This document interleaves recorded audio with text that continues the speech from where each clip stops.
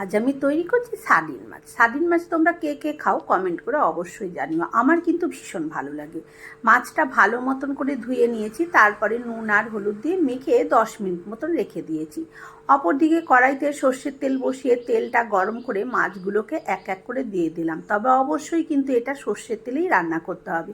সর্ষের তেলে রান্না করলেই কিন্তু এর স্বাদটা বেশি ভালো হবে। মাছটাকে বেশ উল্টে পাল্টে লালচে করে ভেজে এবারে আমি তুলে নিচ্ছি। এই যে মাছগুলো দেখো লাল করে ভেজে নিয়েছি, ওই তেলেই আমি বাকি রান্নাটা করব। সবার প্রথমে দিয়ে দিলাম হাফ চামচ কালো জিরে। কালো জিরেটা ভালো মতন ভাজা হয়ে গেলে একদম কুচি কুচি টুকরো করে রেখেছিলাম টমেটো দানা ফেলে দিয়ে ভালো করে ধুয়ে সেটা দিয়ে দিলাম।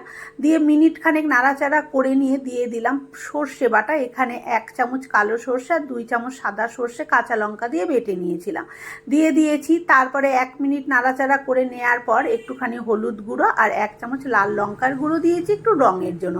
চাইলে দিতে পারো, না চাইলে নাও দিতে পারো, কাশ্মীরি লঙ্কার গুঁড়ো ব্যবহার করতে পারো। এবার মশলাটা ভালো মতন কষিয়ে নিয়ে মশলা থেকে যখন তেল সেপারেট হলো জল দিয়ে দিলাম। তারপরে ঝোলটা ফুটে উঠলে ভেজে রাখা মাছটা দিয়ে 2-3 মিনিট ফুটিয়ে নামিয়ে নিলাম। কেমন লাগলো কমেন্ট করে অবশ্যই জানিও। ভালো লাগলে একটা লাইক দিও।